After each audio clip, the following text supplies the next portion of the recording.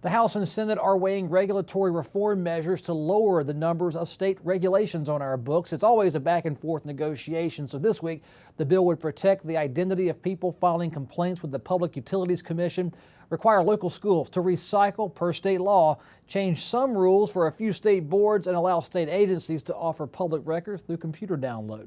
Representative Chris Millis represents Pender County, and you've led a charge on at least one version of a regulatory reform bill. Those are always very complicated bills. How do you know which regulations need to go and which ones to leave alone?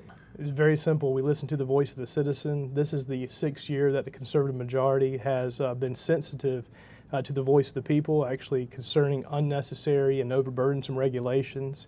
We've done so by actually reforming or repealing those regulations while we've protected public health, safety, and our commonly shared environment. So it really comes down to listen to the constituents, hearing their concerns, and while the bill may be very broad in the sense, every provision is important to some citizen, whether it's their private property rights, whether it prohibits their ability to pursue their own interests. There's regulatory reforms that benefit local governments in the bill, as well as even reforms to help state government out by being more efficient when it comes to reporting and unnecessary aspects. So really just listening to the constituents and actually stepping up with meaningful legislation to address those needs. Well, whether it's one bill or several, I know it's just an effort more than it's one piece of legislation. Yeah. I've seen where the proposal was to allow state agencies to not issue written reports each and every year. Don't give us that annual report, it's not necessary. What makes it unnecessary? Because at some point, leaders in this state thought these reports and all this bureaucracy was a good idea. Well, it goes back down to just vetting each provision, going through it, chopping wood over a period of time, listen to members. You kind of try to figure out what's the actual grass and what's the thorns, and actually throw the thorns out while keeping the grass. And that's what we've been able to be very prudent about. It comes through the committee process, comes through the caucus process. Again, as you know, passed in both chambers, that's a lot of vetting. But Senate Bill 303, which is our House regulatory reform proposal of 2016, went through extreme vetting, and we're very proud of the bill and looking forward for it to come into law. How's the business climate right now? And Republicans will always say it's the best thing ever in the history of America. I get that. But where are we compared to where Republicans want us to be as a business climate? Well, it's a very good question, and I'll say this, is I believe we're heading in the right direction, and it goes back to just stepping back and seeing the forest for the trees. When it comes to regulations, it's an invisible tax, especially whenever we're talking about unnecessary and overburdensome regulations. To be specific, there's regulations we need to keep in order to protect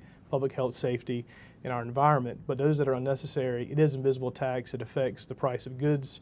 It affects our wages. It affects the price of our homes. It definitely affects a lot of things. So that's an economic aspect that we've continued to be committed to. Also, too, when you look at tax reform, when you look at uniformity, taking out all the special interest loopholes and allowing people to uniformly keep more of their tax dollars, that's something we've been committed to.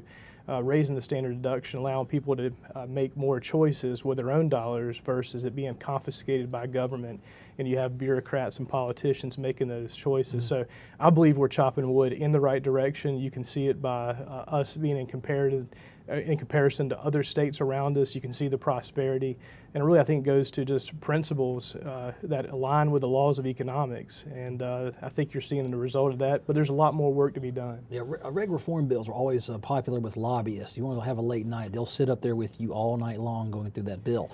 But they represent interest in businesses and people that they are folks, but they're not the middle class, normal folks that get up and eat a ham and egg, go to work every day. How do those folks, regular North Carolinians, know they're getting represented when a regulation gets peeled back or one gets placed on them? Well, it's very simple. A lot of the lobbyists and special interests are concerned about reg reform just because how it may affect them and the interests they represent. But to be honest with you, a lot of the reg reform provisions, maybe a supermajority or even more, are actually from the constituents that have made it up to the representatives, and the representatives being their voice.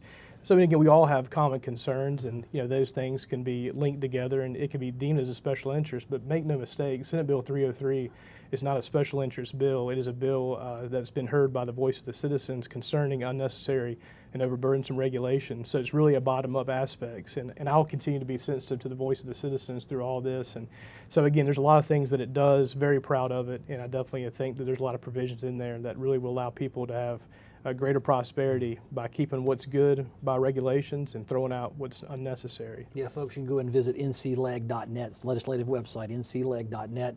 Look in this bill search S303. You can read the version that's currently under debate right now. And there's so many pieces that we can't talk about in 4 minutes. Right. Representative Millis, thanks so much for being on the show. I appreciate the opportunity, Kelly. Thank you.